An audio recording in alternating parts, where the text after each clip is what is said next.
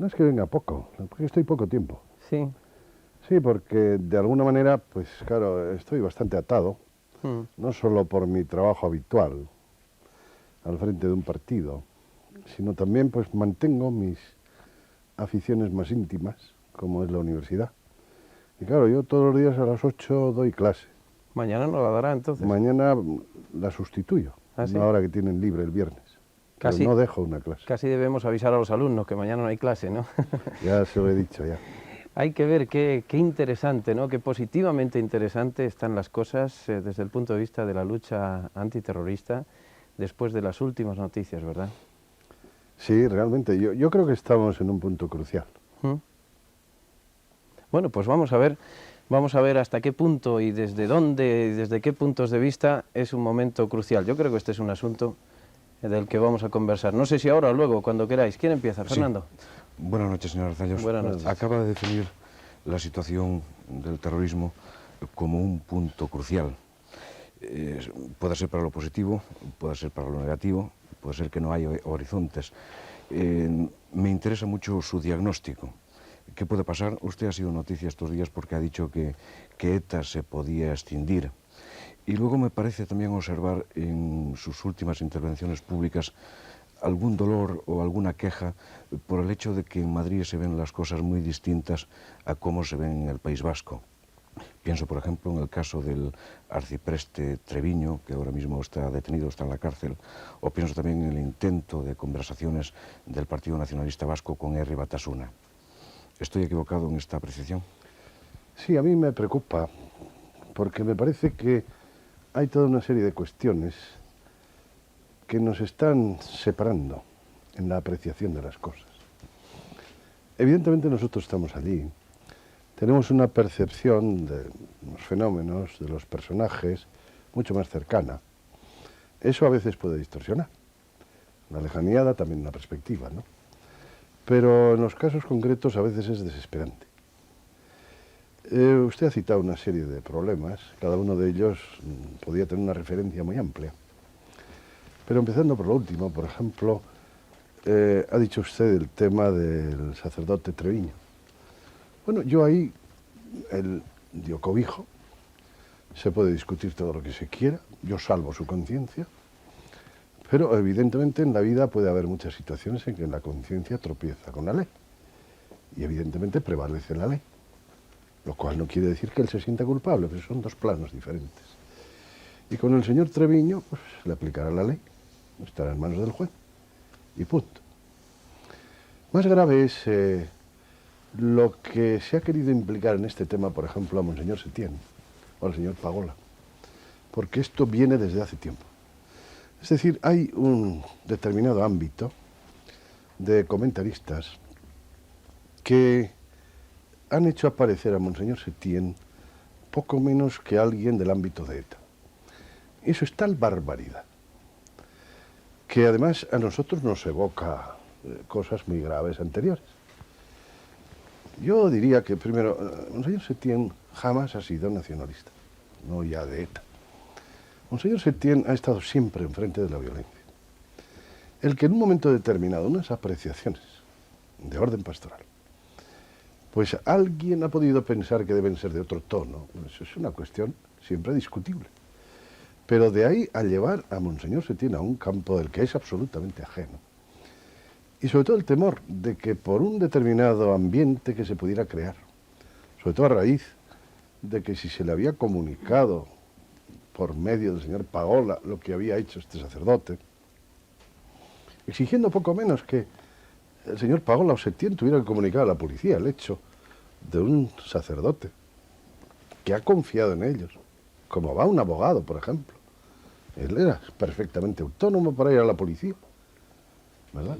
Y que de ahí se quisiera hacer un casus belli de Monseñor Setién, pues nosotros enseguida nos echamos a temblar porque pensamos, aquí se nos reproduce el caso Añoveros, otro obispo que no tenía por supuesto nada de nacionalista, y en los últimos tiempos de Arias Navarro estuvo a punto de ser deportado, también por unanimidad. Entonces, todo el pueblo se levantó, y yo, claro, pensaba, aquí pasa algo parecido, y en definitiva se hace una injusticia con el señor Setién, y sobre todo lo que se hace es un enorme favor a aquellos a quienes precisamente todos estos señores quieren perseguir.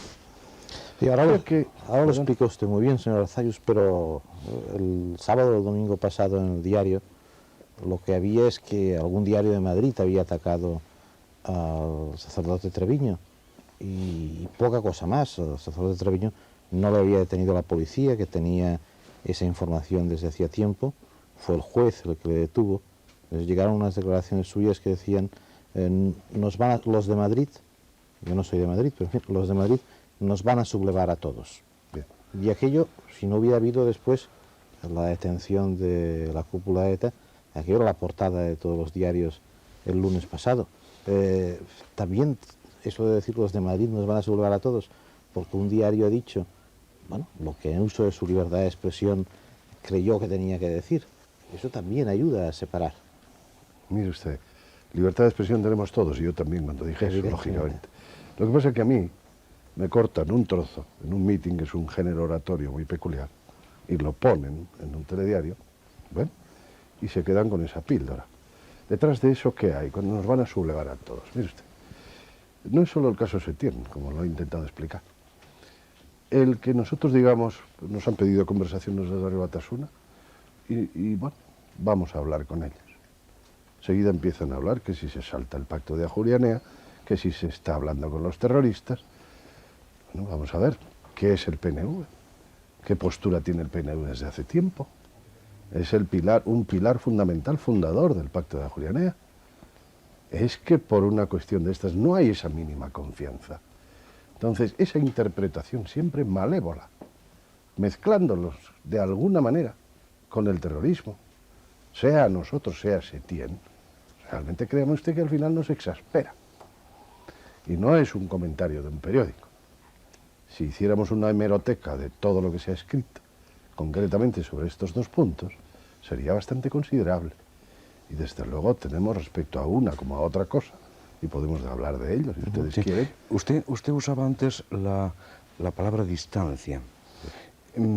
Esta diferencia de interpretaciones ante hechos concretos, si no he entendido mal, significa que el pueblo vasco, o por lo menos el Partido Nacionalista Vasco, se está distanciando del resto de España por este tipo de explicaciones.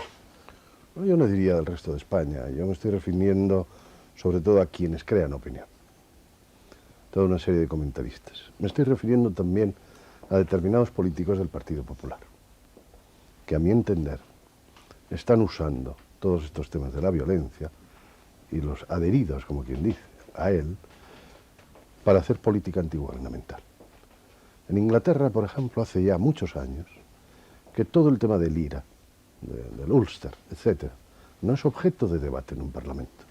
No hay una interpelación al gobierno, si hace bien o no, si persigue suficientemente o no.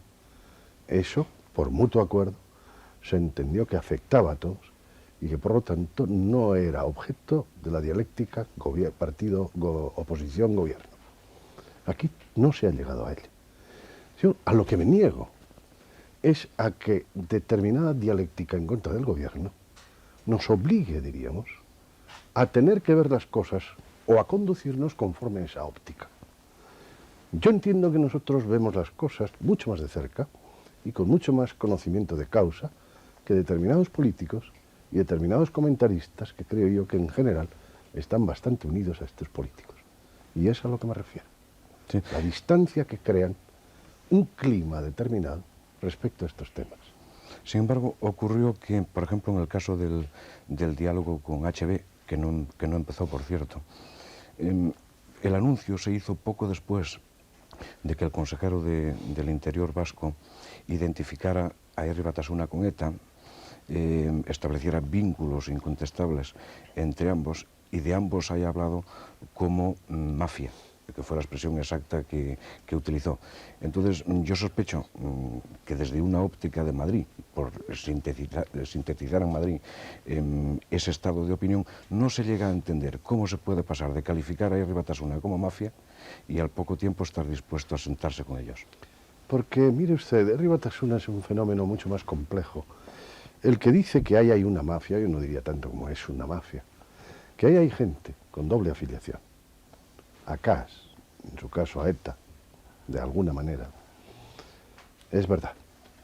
Y el decir lo contrario, mejor dicho, el decir que Herri Batasuna es una organización lo suficientemente variada, diferenciada dentro de sí, incluso en las personas que aparecen como representativas, que no tienen nada que ver con las acciones de ETA, ni directa ni indirectamente, y que sin embargo están ahí porque están dentro de una filosofía o nacionalista radical o en su día sobre todo revolucionario, es también tan verdad como lo otro. Entonces la cuestión es que Herri Batasuna pide un diálogo. Todo eso sucedió en el marco del bloqueo de presupuestos de la Diputación de Guipúzcoa, que no lo voy a expandir ahora porque sería muy largo. Y entonces Herri Batasuna, para desbloquear el presupuesto, nos pide, entre otras cosas, el que establezcamos un marco permanente de conversaciones. Nosotros nos negamos, es decir, nosotros no tenemos inconveniente en hablar con vosotros. Nosotros jamás hemos negado el diálogo a nadie que nos lo haya pedido. Yo en otros tiempos, cuando me lo pidió, o bien ETA político-militar, o bien ETA militar, estuve con ellos. Y a veces de la mano de personajes, pues iba a decirle nada, sospechosos precisamente de nacionalismo. Eso lo han hecho muchos. Intentar o lanzar cables o intentar abrir vías. Yo lo que soy contrario es al inmovilismo. A partir de una condena total, ahí estáis, y como decía un político, si resulta que estáis medio hundidos, hundiros más. Yo creo que la vida es más compleja y desde luego una sociedad donde se niega absolutamente el diálogo no va por buen camino. Señor Arzallus. Yo lo que me pregunto es, ¿qué pensaba la gente de qué iba a dialogar el PNV con HB?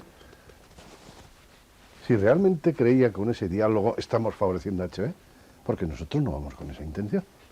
Nosotros tenemos muchas cosas que decirles a HB, al margen de lo que digamos en una dialéctica pública, que siempre es bastante artificial, ¿verdad? Entonces, hablar, y por hablar se rompen las cosas de esta manera. Esto es lo que nosotros no entendemos. Señor Y además Arzallus. creíamos que éramos gente ya fuera de toda sospecha. Y por lo visto todavía no lo somos. Yo creo que el tema no es tanto hablar o no dejar de hablar, que eso creo que cualquier posibilidad que haya de que por la vía del diálogo o del contacto, que es la palabra que ustedes a veces utilizan, la posibilidad de que eso resuelva o acerque a la solución del problema de fondo, eso es positivo. Pero ¿usted cree realmente que hay gente en HB que no está relacionada con ETA ni directa ni indirectamente? Es decir, que hay gente alejada realmente de la sintonía de ETA. No solo eso. Hay gente en HB y significada, y no digamos a nivel de base, que plantea abiertamente la condena de lo que ETA llama la lucha armada. A nivel de base quizás sí. No, no, no. Porque a nivel de base la inscripción es una inscripción muy a general. nivel de personajes significativos. Tiene usted, ahora están ellos en pleno debate interno, incluso de cambio de estructura, de mandos, etcétera, y en las ponencias, en la ponencia política, si usted lee, por ejemplo, las enmiendas, por lo tanto, no puras enmiendas, enmiendas razonadas, en la que se dice todo esto, en la que dice primero que HB debe desligarse absolutamente de la violencia, cuestiona la oportunidad de la violencia y pide que se termine la violencia. Todo eso en lo que ahora están debatiendo. Y desde luego, usted se asombraría de las personas que usted conoce y que a veces oye, incluso en un mitin, ¿verdad?, como el mío el otro día, decir determinadas cosas, hasta qué punto en la realidad no profesan eso que parece que dicen. Es una realidad muy compleja. A mí lo que a veces me duele es que a realidades tan complejas se quieren aplicar remedios simples, que nunca resulta. Y tampoco crea usted que nosotros de una conversación con Herri Batasuna, que no sería la primera vez que la hemos tenido, pues pensamos que van a salir grandes cosas. Pero sí creemos que de alguna manera ellos, y mucho más ETA, son gente que vive en una especie de cápsula, en una burbuja. Tienen una especie de información endogámica. Se nutren y filtran su propia percepción o lo que su alrededor lo dice. Entonces, a mí siempre me ha parecido, y lo he hecho en otros tiempos, el incidir ahí. Y aunque le rechacen, tengo la experiencia de que siempre queda algo. Eso es verdad, señor Zayus. Es verdad que en Herri Batasuna hace tiempo que surgen tímidamente, porque siempre es sin nombres, o con pocos nombres, o con frases, o medias frases. Sale gente que parece que dentro de Herri Batasuna discrepa de la línea de la lucha armada, que no es lucha armada, que es terrorismo, y muchas veces terrorismo salvaje, indiscriminado, ¿no? Pero la verdad es que cuando el domingo pasado detienen a la cúpula de ETA en el sur de Francia, pues lo primero que oímos de Herri Batasuna es, bueno, no se preocupen, van a salir otra cúpula inmediatamente y todo va a continuar. Entonces, para la opinión pública, o al menos para la opinión pública en Madrid, pero también en Barcelona, finalmente Herri Batasuna es la gente que cuando tiene la cúpula de ETA sale y dice, no se preocupen ustedes que va a salir otra cúpula de ETA y va a volver a pasar lo mismo, se va a seguir matando, matando indiscriminadamente. Entonces, es bastante lógico que la gente y la opinión pública española, después de todas las muertes que hay sobre ETA, pues no quiera saber grandes cosas de eso. Mire usted, si usted espera que cuando pase una cosa tan tremenda como la que ha pasado, es la detención realmente de los que mandan en ETA, no de un jefe, como ha pasado otras veces, de los tres que dominan todo ETA y que conocen todo el asunto. Ahí dentro se ha producido una conmoción enorme. Entonces, lógicamente, tienen que salir diciendo que no está todo perdido, porque eso sería como plegar velas. El hecho de que digan que va a salir otra cúpula también lo ha dicho Corcuera, y se lo dice a usted cualquiera. Van a salir otros detrás, ¿verdad? Luego analizamos el problema. Pero esas salidas de urgencia, sobre todo la disparatada que tuvieron los concejales de Herri Batasuna, de San San Sebastián. Sebastián, que luego de alguna manera lo corrigieron otros líderes de HB, ¿verdad? Otro incluso de cara al Tour de Francia, etcétera. Esas son salidas, iba a decirle, de angustia, en un momento que ellos miden perfectamente hasta qué punto es demoledor para todo su entorno. Fíjese usted lo que es para muchos de HB el que ETA se resultara, por ejemplo, de una cadena de acciones de este tipo ya absolutamente eliminada. Eso es tanto como decir que son de ETA. Tampoco. Evidentemente, muchas de las acciones de Herri Batasuna son tan envalentonadas, porque de alguna manera ellos sienten una cierta seguridad de que tienen la pistola detrás. Pero junto con eso coinciden otras posturas que están deseando que eso termine de una vez. Y concretamente, fíjese usted, nosotros cuando dijimos, con cierta naturalidad, nos han pedido y vamos a hablar con HB, tuvimos una reacción por un lado, ¿no? De no entender cómo el PNV dice que va a hablar con esa gente. Y nos encontramos que por el otro lado la reacción fue bien distinta. Entonces vienen los de CAS, que están intentando, ya sabe usted que CAS es la coordinadora que llaman ellos, dirigida por La Vanguardia, que es ETA, ¿no? Y Herri Batasuna es un cuerpo diferente, aunque en muchos hay una doble afiliación. Entonces salen CAS, que entiende que la maniobra del PNV es una añagaza, que no solo es del PNV, sino desde los partidos del pacto y del propio gobierno central, en el sentido de que quiere darle protagonismo y aire a Herri Batasuna en detrimento de ETA, porque uno de los pleitos internos que tienen serios es que ETA se reserva para sí su famosa negociación final, política, como dicen ellos. Mientras que otros dicen que no, que eso, que ETA lo que tiene que hacer es a la hora de terminar con su violencia, hablar de la salida de los presos y de determinadas cuestiones técnicas, de la vuelta de la gente que está fuera, etcétera, y que quien tiene que negociar es Herri Batasuna, que para eso es un organismo político. Eso que se dice tan fácil aquí es un objeto de tensión que nosotros, sin pretenderlo, vimos que traslucía de nuestro anuncio de aceptar unas conversaciones. Por ejemplo. ¿Y usted sigue defendiendo, señor Arzallus, que la mejor salida para ETA, o para la situación creada por ETA, es la negociación directa con esa organización? Bueno, yo pienso que eso nosotros lo tenemos perfectamente fijado desde el principio del pacto, ¿no? Eso está dicho en los términos. Y a mí me gustaría que lo oyeran, porque todo el mundo habla del pacto de Julián. Es un pacto muy concreto, escrito. Y veo que la gente lo ha olvidado, ¿no? Y uno de los puntos, el 10 exactamente, dice, y a esto es a lo que nos atenemos nosotros en lo que usted me pregunta. Dice, si se producen las condiciones adecuadas para un final dialogado de la violencia, fundamentadas en una clara voluntad de poner fin a la misma y en actitudes inequívocas que puedan conducir a esa convicción, apoyamos procesos de diálogo entre los poderes competentes del Estado y quienes decidan abandonar la violencia, respetando en todo momento el principio democrático irrenunciable de que las cuestiones políticas deben resolverse únicamente a través de los representantes legítimos de la voluntad popular. Este punto 10, que fue muy elaborado, muy discutido, entre partidos tan diferentes hace ya unos cuantos años, cuando hicimos el Pacto de Ajuria Enea, y en el que todos estábamos de acuerdo, es el que seguimos sosteniendo. Entonces, respondiéndole, yo desearía que todo este tema de la violencia de ETA terminara exactamente en este marco. ¿Por qué? Primero porque creo yo que un final dialogado, nosotros excluimos los contenidos políticos, como ha visto usted. Un final dialogado, primero, es siempre más civilizado. Y segundo, algunos quisieron la derrota total.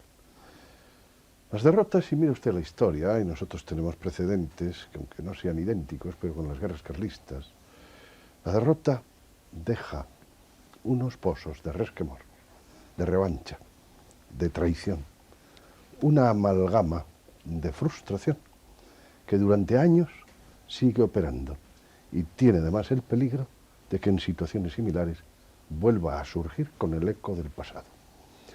En cambio, si usted llega con una organización, y difícilmente se llegará con toda la organización, llega, como pasó con ETA político-militar, a una especie de diálogo final, en el que tampoco se hiere la dignidad, vamos a decir, del pueblo más que del Estado. Es decir, el no reconocer que la violencia sea un medio de conseguir cotas políticas que los demás las tenemos que conseguir a golpe de voto y a golpe de diálogo, ¿no? Pues creo yo que esa sería la mejor manera de terminar. Las últimas detenciones de la cúpula y todos los éxitos policiales que hubo en los últimos tiempos, ¿ayudan a ese final o son un obstáculo? Sí. Yo creo que ayudan porque el final siempre estará más cerca cuanto la organización esté más debilitada. ETA no es simplemente los comandos. Tiene usted, por ejemplo, todo el mundo de los presos, que son bastantes, unos 500 presos en cárceles españolas, no sé cuántos en las francesas, aparte de todos los que están, diríamos, exilados, escapados. Si usted mide eso, los 500 hombres que están en la cárcel tienen por de pronto sus familias, tienen su parentela, tienen su barrio, su pueblo. Para cada uno de ellos, ese preso tiene una percepción muy diferente de la que, por ejemplo, desde aquí pueda verse a un etarra sanguinario que ha hecho esto y lo otro. Ellos lo han conocido, le han visto nacer. Tendrá, por supuesto, gente que no le entenderá nunca, pero la percepción siempre es diferente. Entonces, de alguna manera, es un mundo, lo mismo que el de Ribatasuna, enormemente complejo y que, desde luego, creo yo, que cualquiera que quiera entenderlo, incluso quien los persigue, debe estudiar mucho más de cerca que, diríamos, estas fórmulas más o menos estereotipadas de que ETA es todo lo mismo, etcétera, etcétera. Señor Arzallus, cuando hablaba usted de la derrota o hablaba usted del final negociado, yo no podía dejar de pensar que quizá el final negociado, por la propia actitud de ETA, ha quedado bastante atrás y que en realidad lo que pasó el fin de semana pasado en Francia, lo que hace viable es la derrota realmente. Veremos, juega a favor de la derrota. Mire, lo que pasó el otro día en Vidar fue realmente serio. Pero, bueno, y todavía no está terminado. Y ahí hay todo un capítulo de análisis de la documentación, de lo que de ahí saquen. Yo en este momento me imagino a los de ETA, que yo creo que no tienen mucha cosa en el interior. Les veo un poco pendientes de qué habrán descubierto que nos pueda afectar. Aunque es posible que sepan ya que han cogido y que no han cogido.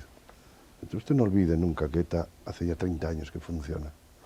es una especie de organización endemizada en un país y que ha estado muchas veces en situaciones de apuro, con un grado de obstinación muy grande, pero también con un grado de descomposición grande. Yo he dicho antes que creo que estamos en un momento crucial.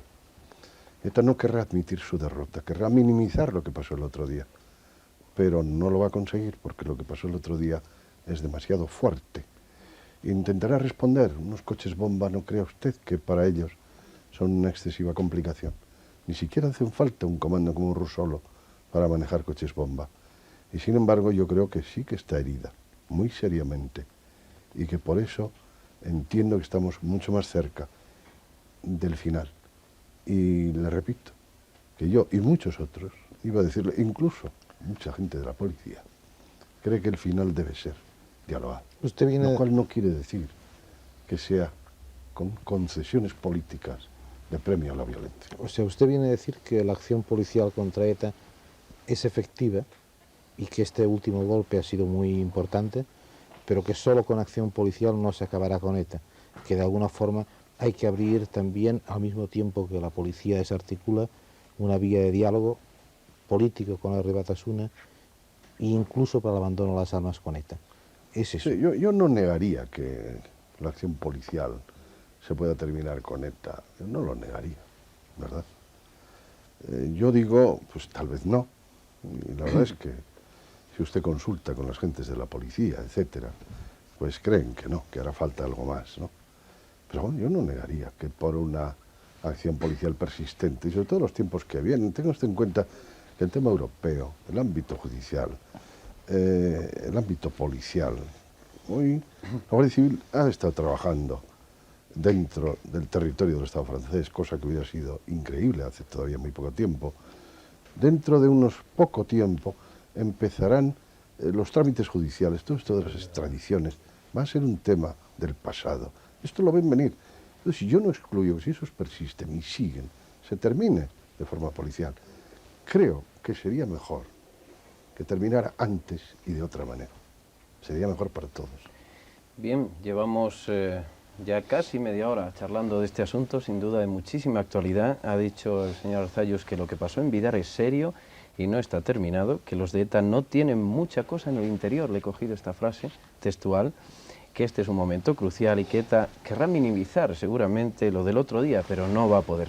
Está herida muy seriamente. Ha dicho que el final debe ser dialogado, pero sin premios de concesión política. Comenzaron hablando y contestando el señor Arzallus sobre el incidente del sacerdote Treviño. Dijo el señor Arzallus que salva su conciencia, ya saben, el sacerdote que está en este momento detenido por colaborar o por cobijar a un comando de ETA. Dice que salva su conciencia, pero si la conciencia tropieza con la ley, prevalece la ley.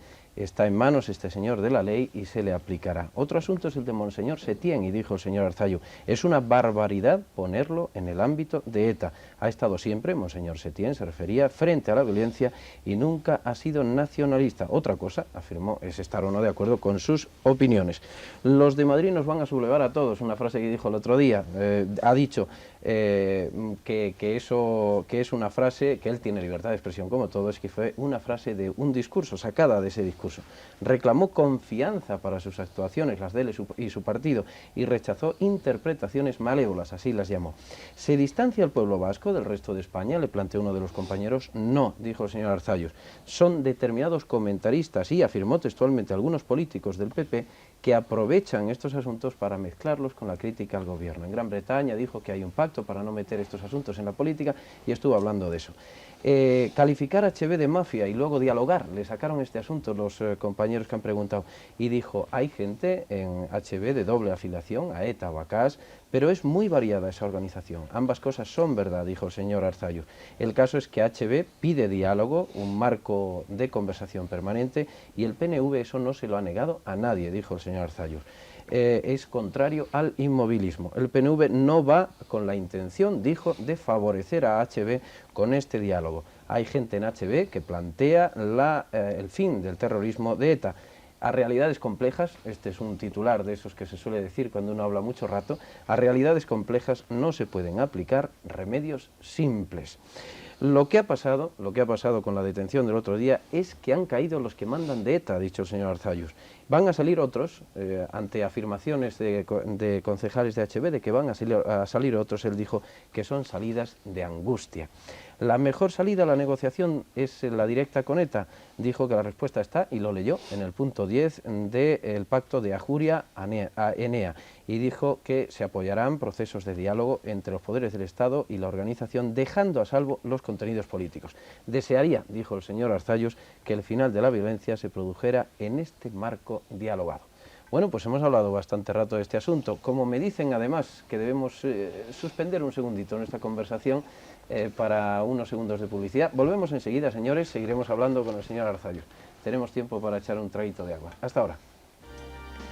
Un segundo.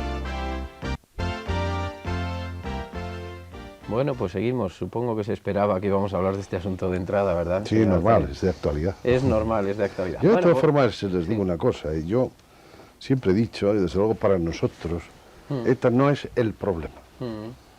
Y eso quiero dejar constancia. Sí, Aquí. sí. Es un problema, sobre todo sangrante, por todo lo que es. Vemos morir todos los fines de semana en la carretera, pero es muy diferente el que unos maten a otros. Pero no es el problema. Hay otros muchos problemas, o algunos por lo menos, más vitales que el de ETA. Pero tiene usted mucha información y tiene mucho juicio sobre eso, y desde luego era interesante comenzar. Bueno, pues vamos con otros problemas, que yo creo que... Otros problemas, otros asuntos, lo que queráis. O todavía vinculados en el fondo a lo que hablábamos En el ahora. fondo, vamos a tratar otras cosas. No. Yo quería preguntarle, señor Arzallus, antes ha comentado usted, como frase, en un momento determinado, nos estamos separando un poco en la sensibilidad, a veces un poco allá y aquí, refiriéndose que en ese momento puntual, usted luego lo ha precisado a algunos medios de comunicación o algunas sensibilidades que hay, digamos, centralistas o aquí en Madrid. De todos modos, quizá la cuestión de fondo sigue siendo cuál es realmente la diferencia de sensibilidad que hay objetivamente entre el pueblo vasco y el resto de España. ¿Ustedes qué creen que son? ¿Son más bien, son otra manera de ser españoles? ¿O son unas personas que no son españoles pero viven con los españoles? ¿En qué punto está en estos momentos digamos, su Depende de lo que reflexión? usted defienda lo que es ser español. Si usted me habla, como hablan aquí a veces, el gobierno de la nación, yo pregunto, ¿de qué nación? Yo pertenezco a un partido nacionalista, que lo que propugna es que el pueblo vasco es una nación, y que no admite, por lo tanto, que España sea una nación de naciones. España es una estructura política que contiene naciones diferentes. Y por tanto, si a mí me dicen si soy español, como perteneciente a nación española, yo digo que no. Si usted me pregunta, ¿es usted ciudadano español? Pues bueno, es otra formulación, en cuanto que pertenezco a un Estado que está estructurado de una manera diferente. Si no tendría ningún sentido decir que yo soy nacionalista y del Partido Nacionalista Vasco. Pero bueno, las sensibilidades diferentes también en lo que acabamos de ver. Lo que he dicho antes, nosotros lo vemos desde la cercanía. El vecino de al lado, el otro. Y desde aquí yo veo que todos estos temas se tratan como, qué sé yo, como la pesca de arrastre. Echan la red, van a por merluza, pero allí caen gallos, caen todo lo que pescan. Y a veces nos sentimos arrastrados en esa red que va contra la violencia. Pues si lo mismo va en la red Setién que Arzalluz, que cualquier otro. Eso duele. O sea que muchas veces son perspectivas y formas de ver, de más cerca, de más lejos a veces también algunas cosas se ven mejor, todo hay que decirlo. Los que estamos muy cerca podemos perder la perspectiva, perdernos a veces en puntos en los que caemos incluso en ingenuidad. Todo eso habrá que matizarlo, pero lo que no hay derecho y lo que duele es que nos mezclan la gran red de arrastre a tantos. ¿Y cuándo llegará el momento, señor Arzallus, en que al construir la nación vasca, o reconstruirla, como usted prefiera, ustedes puedan decir, estamos conformes, esto es exactamente lo que buscábamos? Bueno, yo no quiero evadir el problema, ni eludirlo, ¿verdad? Yo lo que le diré, estemos donde estemos, nosotros nos consideraremos, en lo que se refiere a una patria, y a una nación, y a una intimidad, vascos y solo vascos. llámese el Estado español, llámese Europa, lo que usted quiera. Después, ¿cuándo terminará? Yo creo que esas cosas no terminan nunca. Yo tengo puesto, alguna vez lo hice ante mis compañeros europeos, la teoría del caleidoscopio. Hay realidades profundas, lo que yo llamo la Europa profunda, incluso, y si usted quiere la España profunda, el vasco, el gallego, el catalán, no son realidades, qué sé yo, de una década, son realidades centenarias o milenarias, que se han ido fraguando y que a lo largo de los tiempos, políticamente, estructuralmente, han estado de forma muy diferente. Que Cataluña fue la marca hispánica con Carlomagno, las vueltas que ha dado el caleidoscopio. Y al final, las Españas, las Europas, ¿de qué se componen? Precisamente y sobre todo de esas realidades profundas de siempre. Y resulta que la estructura política ha cambiado y aquellas realidades siguen. Entonces, claro, brota también la conciencia. Y si usted quiere entramos en el tema, yo creo que usted me está hablando desde la perspectiva española. ¿Cuándo estarán ustedes satisfechos en España? Sí, ¿Algo así? se está hablando de autogobierno, de profundización en la autonomía, de autodeterminación. Una vez se discutió y se aprobó en el Parlamento Vasco un documento de autodeterminación que ahí se quedó. Sí. No se hizo nada con él, no se utilizó para nada a continuación. Hay gente que piensa que la aspiración de un partido nacionalista vasco es construir la nación y construir la independencia de esa nación separada del resto del Estado actual. Luego pudiera ser o pudiera ocurrir que ustedes estuvieran más cómodos pensando en Europa, pensando en Bruselas, que pensando en Madrid. De la misma forma que parece ser que por la singularidad del nacionalismo catalán y vasco aquí no puede haber un Estado federal, en cambio sí podría haber una Europa federal contando con las naciones catalana y vasca. Aquí si hubiera habido un Estado realmente federal, se hubieran ahorrado muchos problemas. No vamos a entrar en análisis históricos. Simplemente eso no fue posible y el problema quedó abierto prácticamente desde que se importó un concepto jacobino de Estado. Entonces, bueno, concretamente entre los vascos, tal vez porque somos más obstinados o porque lo hemos vivido de una forma más larga y más íntima, la herida sigue abierta. Nosotros no hemos aprobado esta Constitución, es un hecho público, hoy tampoco lo haríamos, porque creemos que desde nuestra perspectiva de lo que es nuestro pueblo, ninguna de estas fórmulas que acepta la Constitución son las adecuadas para poder sentirnos realizados en nuestro propio ser nacional. El derecho de autodeterminación no excluye el que haya un Estado plurinacional, siempre que parta de la voluntad de cada uno de sus pueblos. Entonces, y si vamos a la realidad de Europa, además están cambiando todos los esquemas. Hoy, bueno, nos han enseñado a nosotros, España, una grande libre, un Estado soberano. Eso se acaba, se va a ir acabando. Después de Maastricht, que, bueno, hay opiniones para todos los gustos, en el momento en que entre, por ejemplo, la moneda europea, el Banco Europeo, van a ir detrás, bueno, fuera de las fronteras, cada vez una homogeneización mayor en los temas vitales, por ejemplo, de la economía, la competencia, entrarán en otros temas, en la ecología, etcétera. Vendrá la defensa, porque vendrá, en este momento hay una resistencia americana grande, vendrá una relación exterior común. Entonces se han acabado las soberanías, se han acabado los estados van desapareciendo, por mucho que se resistan. Entonces nosotros sacamos una conclusión. Hasta ahora el nacionalismo vasco hemos estado formulando, hasta ahora quiero decir, hasta hace unos años, ha formulado siempre el derecho del pueblo vasco, por el hecho de ser nación, a tener su propio Estado, en el sentido ese de la independencia. Y hoy lo que decimos es, ya desde la ponencia política del 77, y de hecho lo formuló nuestro presidente Aguirre, entonces en el exilio, el año 49, cuando vio por dónde venía, porque él estuvo con los primeros que fraguaron la Unidad Europea, en la misma familia política, con De Gasperi, con Schuman, etc. Y él lo analizó y dijo, adiós, pues esto, aquí se acaban los estados. ¿Y qué va a quedar a los estados? Pues más o menos lo que es nuestra autonomía. Entonces la siguiente pregunta, entonces, ¿qué pintamos nosotros en Europa a través de otro estado?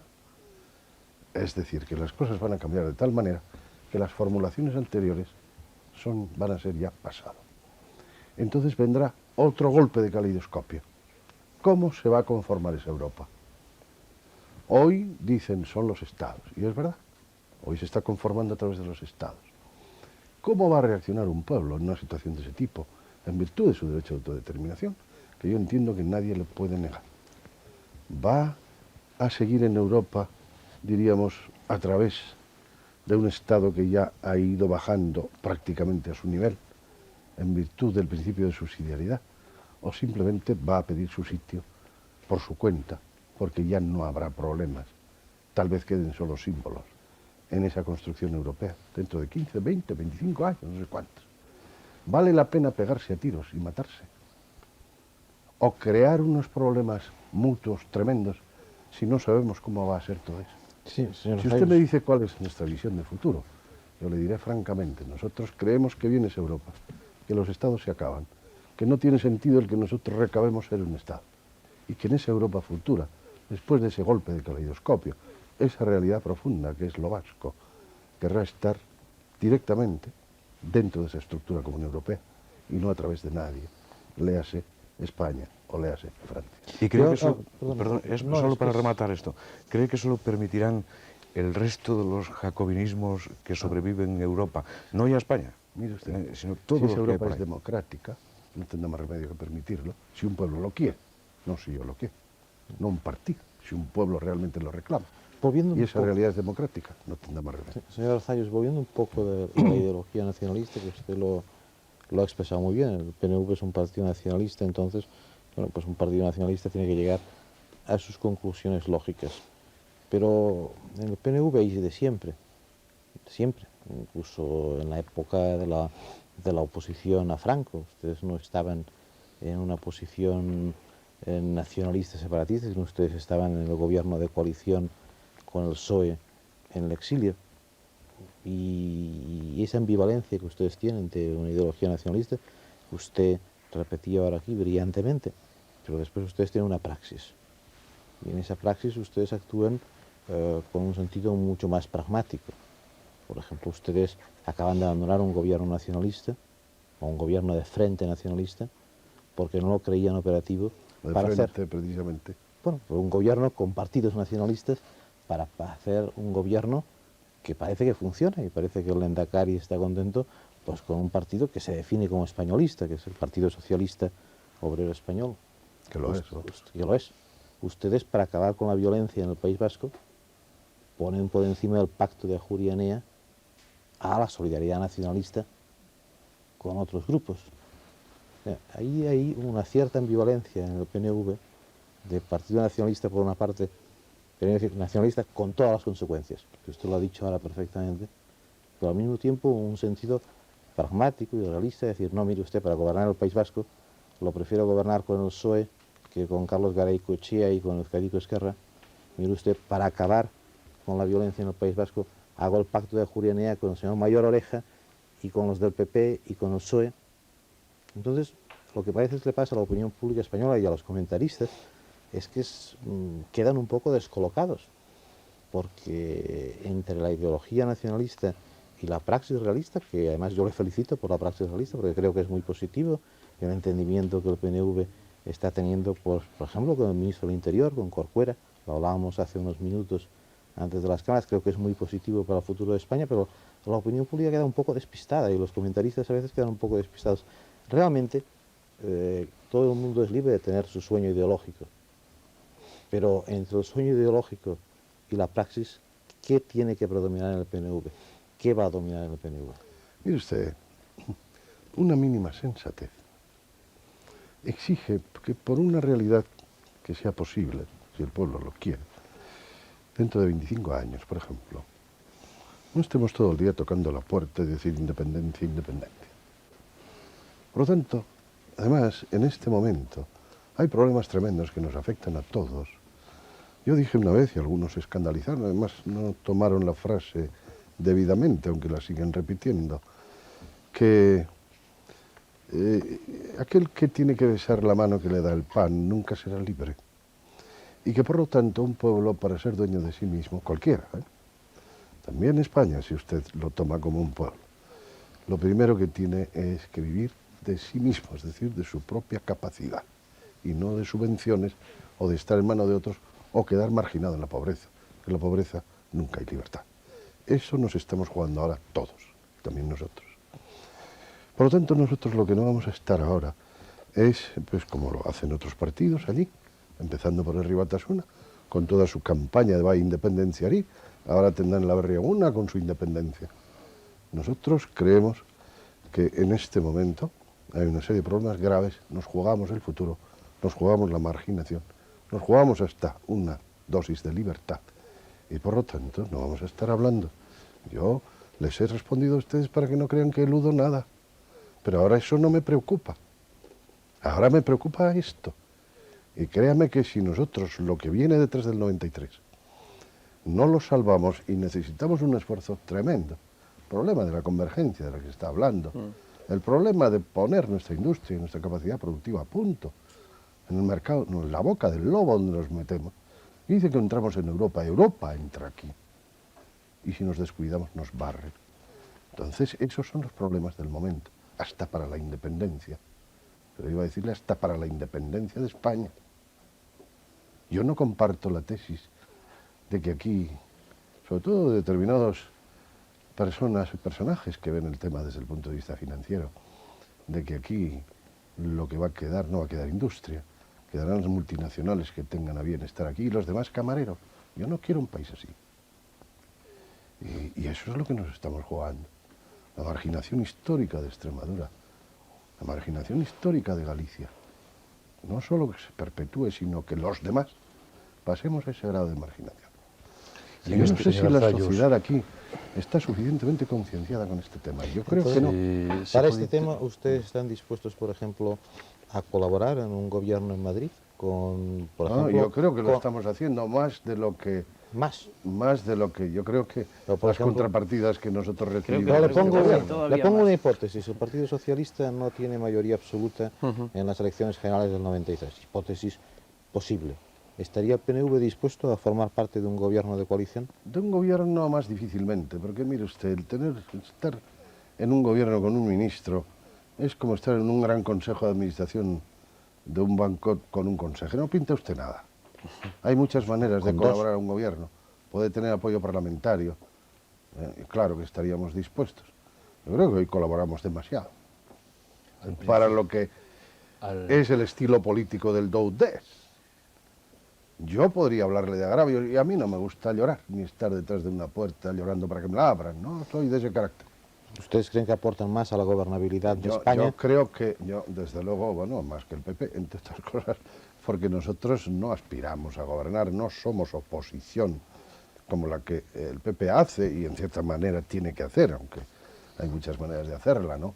Y si de ustedes... Lo que usted me dice, pues claro, en determinadas coordenadas estaríamos dispuestos a apoyar una gobernabilidad del PSOE o en su caso del PP. Y si de ustedes Pero dependieran... del PP ustedes son correligionarios en cierta forma en el Partido Popular Europeo. Bueno, Deja que apostillen ahora los demás, que están en lo mismo. En todo caso serán ellos los que quieren ser correligionarios, que no lo son, porque ellos pertenecen a la Internacional Conservadora. Y se han colado en el grupo parlamentario que se llama Partido Popular Europeo. Se han colado, empujado por los alemanes, desde luego con nuestro voto en contra, porque entiendo que allí son unos travestis políticos. No es su sitio. No lo hemos podido impedir porque no tenemos mucho peso. Y si de ustedes dependiera que el próximo presidente del gobierno fuera la señora Aznar o que continuara don Felipe González, su corazón, ¿qué le pediría? Me mete usted... PNV no tiene corazón, solo intereses. No deberíamos tener. No deberíamos tener. Porque no vemos mucho corazón alrededor. Amistad, sí. Bueno, yo qué quiere que le diga. Yo me he encontrado al entrar en esta casa con Nicolás Redondo, que salía ahí. Pues yo con Nicolás Redondo, o con Corcuera, o con Venegas, que es más joven. Yo los conozco de aquellos tiempos en que estábamos metidos hasta el cuello. No teníamos nada que ganar y mucho que perder.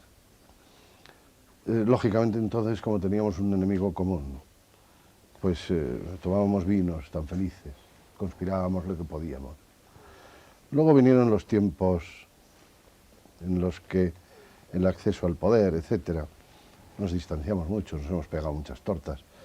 Pero la verdad, con estos socialistas, hasta las tortas son de casa a veces, ¿entiendes?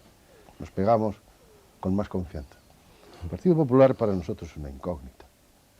Yo no dudo, por supuesto, del sentido democrático del señor Aznar y de sus colaboradores, o del señor Mayor Oreja, pero han sido 40 años muy duros en los que de alguna manera todo ese mundo no solo ha estado enfrente, sino nos ha tenido debajo. Y bueno, todo eso lo olvidamos, todos olvidamos todo aquello. Y yo, pues tampoco le niego que en un determinado contexto estaría dispuesto a colaborar. Estaría dispuesto a colaborar. Pero ya me entiende. Siempre hemos tenido más afinidad con esto, a pesar de que ustedes a nosotros nos llaman partido de derechas, que tienen narices. ¿Que son de izquierdas o qué? No, de centro. Nosotros, El PNV, nosotros somos algo que ha dicho usted. un partido de centro natural, precisamente porque somos un partido nacionalista. La adscripción a un partido nacionalista no se hace en la medida en que uno tenga un interés de clase u otro. Se hace por todos aquellos que creen que la causa de su pueblo en una situación determinada está por encima de sus intereses económicos. Y los hay. Y eso es el PNV. Entonces, lo que ahí resulta es efectivamente una filosofía de centro. Nosotros no hemos tenido que cambiar. Aquí están los socialistas yendo al centro, pero vamos, a marchas forzadas. El PP está haciendo lo mismo, ir al centro. Nosotros estamos ahí. Quiero hacerle una postilla respecto no a una mentira, que no creo que usted haya dicho una mentira, pero quizá no ha dicho una verdad. Yo no recuerdo haber dicho una mentira jamás. Cuando usted comentaba ahora que ¿para qué sirve estar en el Consejo de Administración cuando se tiene un solo voto y con eso no se decide nada? Yo creo que eso es un poquito una pequeña mentirijilla. ¿No cree usted? Porque yo he tenido ocasión de poder meter a alguien en un consejo y no lo he hecho, por esa misma razón, y no le voy a decir de qué entidad, por esa misma razón. Estar en un consejo de administración con 30 tíos, ajenos, y de alguna manera estar mezclado con lo que se hace allí, sin ninguna más que el sueldo que recibe el consejero. Lo que se entera allí, las cosas se ventilan en el consejillo. Si usted no sabe eso. Pero no es el tema del Le consejillo. lo digo lo que he hecho, no solo mentiras. Déjeme que le diga una cosa, hombre. A ver la postilla. El tema es que comprometerse con todo lo que... No. Cuando el consejero es el que puede inclinar una votación en un sentido o en otro, Nunca cuando el se consejero da es el eso. decisivo. Eso. No, estamos Que vaya hablando... usted a un gran banco a ver qué consejero puede inclinar nada. Estamos hablando de una Nada. hipótesis de que después de las próximas elecciones generales el Partido Socialista no tenga una mayoría absoluta y entonces la mayoría absoluta la puedan dar en determinado momento ustedes o Convergencia, es decir, la facultad de dar mayorías absolutas. Mire entonces usted seguía diciendo de que ni aún así, posiblemente, quisieran ustedes estar dentro del gobierno. En lo que de mí depende. No es una cuestión de proyecto distinto a este de si se decide o no se decide. No. Es la cuestión de decir el principio de que un vasco esté en el gobierno de Madrid, no lo vemos bien. Que hay. Dirá usted un nacionalista. Un nacionalista vasco, perdón. Vasco. Tiene usted toda la razón, se lo doy. Ha habido un montón, también en tiempos de Franco. Hay dos temas que yo no quisiera que se acabaran. Pero yo déjame que me conteste. Le digo de verdad, no es solo un prurito, ¿no? Es simplemente, mire, todavía los antagonismos, las cosas son muy grandes. Entonces, yo considero que de lo que somos nosotros, fíjese que somos civilizados y colaboramos, ¿no? El estar dentro de un gobierno es implicar demasiado lo que uno es. Le puede usted sostener a un gobierno perfectamente desde el Parlamento. Y además, si a eso se le da el hecho de que usted tiene un ministrillo allí y no pinta nada, y por lo tanto se compromete además muy directamente en una acción de gobierno, no es rentable. En lo que de mí dependa, eso no sucederá. Lo cual no quiere decir que no vaya a suceder, porque no todas las cosas dependen de mí en el PNV. Sí, señor Arzayus, hay un tema que yo no quisiera que acabara esta conversación sin tocar. Usted ha dicho que a ETA le quedaban pocas cosas en el interior, más o menos. Sí, esa es la impresión que tenemos. Esta semana nos hemos Más que enterado impresión, que una de las cosas que le quedaba era el comando itinerante del Mediterráneo, cuyo jefe Urrusolo tenía, al parecer, por los documentos publicados, un fuerte enfrentamiento con la cúpula de ETA. ¿Usted cree que realmente la organización ETA está en estos momentos en una crisis interna enfrentada entre diferentes grupos.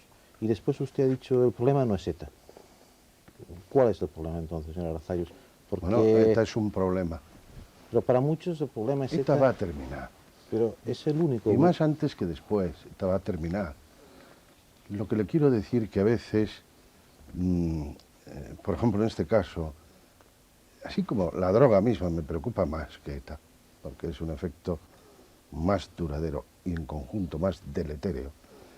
Lo que me preocupa en este momento es la coyuntura, esa diferencia entre lo urgente y lo importante. Esto es importante y urgente, porque como le he dicho antes, nos jugamos la marginación. Entonces, para mí, hoy el problema está en todo eso que hemos dicho, que por un lado llaman convergencia, en otro llaman puesta a punto de una industria, competitividad. Ahí está para mí el problema hoy. Lo otro va a desaparecer, y no a largo plazo. Y hablando de competitividad, ahora mismo está sobre el tapete un plan de convergencia del Gobierno, una dureza sindical frente a algunos acuerdos del Gobierno, algunos decretos leyes. ¿Cuál es su posición personal y la posición del partido que preside ante todo esto? Yo le diría, y no para... Que no es yo creo que poco estoy para el último respondiendo minuto, señor con Arzayus. franqueza, pero bueno, hay que contestar. No, hombre, claro. Yo no estoy en todos los detalles, ¿no? Yo sí intuyo lo que dice la preocupación de Solchaga. Si no conseguimos entrar en ese grupo, vamos a decir, de la inflación del 3%, etcétera, etcétera, en ese grupo primero, vamos a quedar con un grado de marginación bastante grande. Para mí la duda es si podremos, si estaremos capacitados, sobre todo a estas alturas, y no habiéndose hecho muchas cosas que se debían haber hecho antes, si estaremos capacitados para entrar en ese primer grado de la comunidad. Esa es la duda que tengo, y a un costo grande, aún a un costo grande. En segundo lugar, lo que me preocupa, yo no estoy tampoco de acuerdo con todo lo que los sindicatos están haciendo. Creo que en muchas cosas no están a la altura. Pero sí me preocupan todos estos recortes del paro, etcétera. Yo sí estoy ahí con algo que he oído precisamente a un líder del Partido Popular, que primero deberíamos comprobar toda la trampa que hay antes de ponernos a reducir esas ayudas. Para mí el hombre parado es sagrado.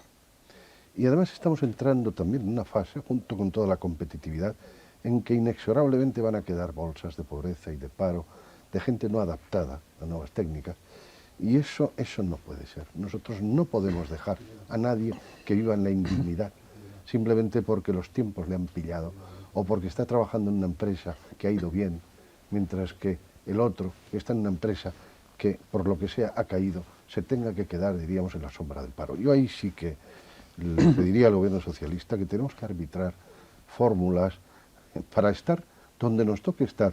A lo mejor tendremos que estar en la segunda fila, pero lo que no podemos es a costa de jugar con la miseria de nuestra gente y de la indignidad, diríamos, económica de nuestra gente. Hemos terminado con una alusión económica, hemos hablado mucho de política en esta segunda parte y también Social. de muchas, sí, social y muchísimas definiciones. Soy nacionalista, Euskadi es una nación y España una estructura política con varias naciones. Lo que me duele, ha dicho el señor Arzayus, es que a veces nos mezclan a todos, se refería a todos los vascos, sin matices. ¿Cuándo estarán definitivamente de acuerdo?, le preguntó Fernando Onega. Se entendía sobre la estructura política y dice, se sienten vascos, solo vascos, sea en el Estado español o en Europa. Las España y las Europas se componen de realidades concretas, como la de su pueblo. Construir una nación separada de la actual, dijo, con un Estado federal nos habríamos ahorrado muchos problemas. El derecho de autodeterminación no excluye un Estado plurinacional. El proceso europeo, dijo Arzayus, hará que se vayan acabando los Estados, aunque hoy Europa se está ciertamente configurando sobre los Estados. Su idea la centró en esta frase, creo. Creemos que viene una Europa, dijo Arzayus textualmente, en la que se acaban los Estados y no tiene sentido reclamar un Estado. Luego Europa se configurará con los pueblos directamente, con las realidades nacionales y no a través de los estados. Este sueño ideológico y praxis, entre sueño ideológico y praxis, ¿qué va a predominar en el PNV?, le preguntó, creo que fue Juan Tapia, ¿verdad? Y dijo, lo que me preocupa ahora son los problemas concretos del momento, la convergencia con Europa. Europa va a entrar en España, no quiero un país marginado y camarero, fue muy gráfico en eso, refiriéndose a que no nos dediquemos solo a los servicios. colaborarán con un gobierno en Madrid. Más todavía dijo, en la contestación, le siguieron preguntando a los compañeros si con un gobierno de coalición, y dijo que más difícilmente en ese asunto, que no sirve de nada entrar en un consejo de administración, o sea, en un consejo de ministros, con un solo voto nada más, que ahí no se decide nada, pero sí está dispuesto al apoyo parlamentario, apoyar a la gobernabilidad, y dijo del PSOE, pero también del PP, aunque dijo que le pide más el corazón, dijo que hasta que con los socialistas, hasta las tortas, se refiere lógicamente a las peleas políticas, son más de casa, que el PP es una incógnita. Y en cuanto a si está en crisis interna y enfrentada a ETA, ha dicho que ETA va a terminar más antes que después, que lo que le preocupa más, por ejemplo, es la droga y la coyuntura actualmente, y ha terminado haciendo pues una llamada a que haya un acuerdo verdaderamente, ¿verdad?, de competitividad con Europa y que no nos convirtamos en eso que decía, en un estado camarero. Ha dicho varias veces que somos gente civilizada. Pues yo, para terminar, le digo que obviamente... Pidiendo perdón a los camareros. Arzayus, sí. Yo voy a terminar diciendo que obviamente, señor Arzayus, ha sido una conversación muy civilizada y muy agradable para todos. Supongo para ustedes también, espero que para ustedes también, señores. Volveremos, no el próximo lunes, que vendrá José María Barcel con sus debates, dentro de 4 aproximadamente. Venimos de vez en cuando nosotros. Gracias, señor Arzayus. Mañana no tiene clases, pero tiene que recuperarla. Me recupero el viernes. El viernes, muy bien. Ya lo saben mis alumnos. Gracias a todos. Muy Hasta bien. luego. Adiós. Buenas noches.